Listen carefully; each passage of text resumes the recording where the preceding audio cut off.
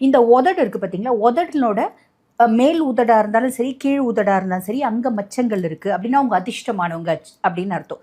இப்ப நிறைய நடிகைகள் மச்சத்தை வச்சுக்கிறாங்களே, அது கணக்கு கிடையாது. அது பிறக்கும் போதே வர மச்சம். இங்க மச்சம் வச்சுக்கிறது, இங்க மச்சம் வச்சுக்கிறது, நிறைய நடிகை ஆர்டிஃபிஷியலா வச்சுட்டு இருக்காங்க. நம்ம யாரையும் பேர் சொல்ல வேணாம். ஆனா அந்த மாதிரி கணக்கு கிடையாது. இயற்கையாவே பிறக்கும் போதே அப்படி அவங்களுக்கு இருக்கு. இல்ல குழந்தை ஒரு 4-5 வயசுல வளருது, அந்த மாதிரி மச்சம் வருது அப்படின்னா அது அர்த்தம். அதை நம்ம கணக்குல எடுத்துக்கணும். உதட்டுக்கு மேல மச்சம் இருக்கு, இந்த இடத்துல மச்சம் இருக்கு அப்படின்னா அவங்க பார்த்தீங்கன்னா ஆக்கப்பூர்வமான சிந்தனை உண்டு, தைரியம் உண்டு, தன்னம்பிக்கை உண்டு, லைஃப்பில் சாதிக்கக்கூடிய எண்ணம் அப்படின்றது வரும் அப்படின்னு சொல்கிறாங்க அம்மா. ஓகேங்களா?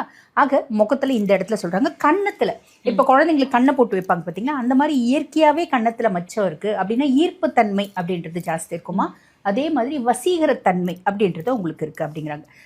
இந்த உதடு இருக்குது பார்த்தீங்களா, உதடினோட மேல் உதடா இருந்தாலும் சரி, கீழ் உதடா இருந்தாலும் சரி, அங்கே மச்சங்கள் இருக்குது அப்படின்னா அவங்க அதிர்ஷ்டம்